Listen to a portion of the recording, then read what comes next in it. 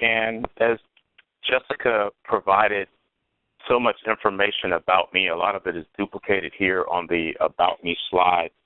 The only thing I'd like to add is that I am a lifelong student of IT and cybersecurity and leadership. I enjoy researching and reading and sharing what I've learned, and I like to teach the things that I've learned.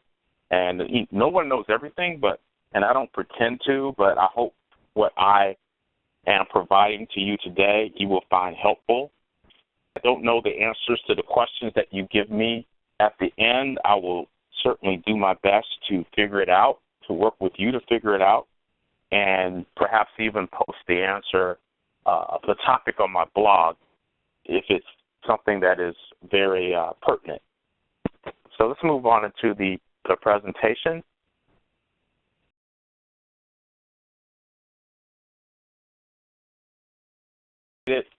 My book is called IT Project Management, A Geek's Guide to Leadership. I wrote this book to help geeks like me become better communicators and leaders. I'll talk about a little of that throughout the presentation when we talk about leadership. In managing many of the team project managers that have IT backgrounds, a lot of them have trouble with interpersonal skills, with leadership skills, and I wrote this book in order to bridge that gap. And hopefully you can take a look at the listing of the book on Amazon.com or on the publisher's website.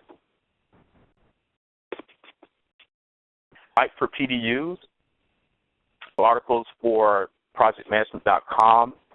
One of them is Leading Beyond the Iron Triangle, to understand how to manage projects beyond the triple constraints. The triple constraints are of within budget and according to quality specifications aren't always enough. And this article will help you think about things in more broader terms and satisfy your stakeholders' requirements. One is total message impact, body language, and communications in project management.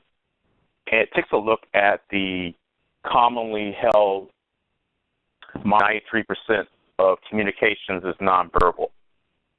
That well-used phrase from a different angle. And finally, cloudy with a chance of schedule variance. And it uses, this article shows how to use weather forecasting metaphors to help you explain scheduling to your stakeholders who don't understand schedules or who may give you unrealistic deadlines for your project. Agenda, by saying that stakeholder engagement requires influence, influence requires leadership, and credible leaders understand people and their diverse social styles. Presentation provide an overview of what PMI says about stakeholder engagement. Then we will transition into leadership and talk about how we go about leading those stakeholders, looking at some of the challenges that program and project managers face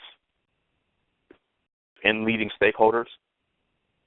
Then view a business fable called The Incredible Craig. And The Incredible Craig sets the stage for the discussion of social styles. And so we'll look at that business fable through the lens of social styles when we get to the lessons learned.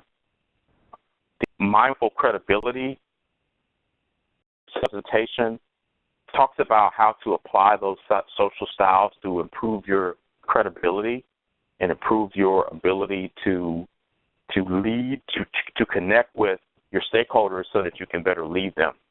And then we'll look at the lessons learned from the Incredible Craig business fable. We will conclude with some recommended reading, and I will talk about the leadership assessment that is available, and followed by questions that you might have. with stakeholder engagement. Definition of stakeholders per the program Project Management Institute begins with the PIM book, where project stakeholders are individuals, groups, or organizations who may affect or be affected by or even perceive themselves to be affected by a project, by the activities that go on within the project, or the outcomes that the project produces. So it's very interesting because there are a lot of people that may perceive themselves to be affected by a project, even though the project was not designed to affect them. So this expands the universe of the people that a project or program manager must interface with. Standard for Program Management provides a different definition that's, of course, related. It says a stakeholder is any individual or group or of individual who has an interest in the program and can influence or be influenced by its processes or outcomes. Again, this is from the Standard for Program Management. PM is the PMI publication that the Program Management Professional certification is based on. It uses the word influence. Interest in the program can influence or be influenced by processes or outcomes. And you'll see this word influence show up again and again in the presentation. Influence, that's what leaders do. Leaders influence the programs, the projects, the situations that they're involved in. Stakeholders, who are these people that we as program and project managers must interface with? Well, of course, there's project managers and other project managers on the program, your project management or program management office that provide support. There are the team members, let's say the testers or the developers on your program. Perhaps there could be a program manager that manages interrelated projects, or the executive sponsor that finds funding, the executive board that provides governance over programs and projects.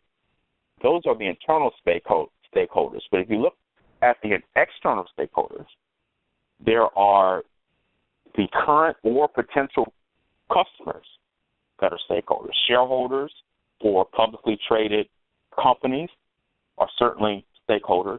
Competitors are sometimes considered stakeholders. And, of course, the suppliers and partners that help you deliver the projects and services. The funding organization is a huge stakeholder, as well as the government and regulatory agencies that can shut you down if you don't meet their rules and regulations. And for publicly facing the society at large, the affected individuals and organizations that are associated with your program. This is a vast, diverse group. And if a program manager, your scope, you may have to interact with all of them. You may be dealing with very technical people that are on your project, or dealing with very non-technical people that are in the marketing department, let's say, or finance, people from a wide variety of backgrounds and with varying perspectives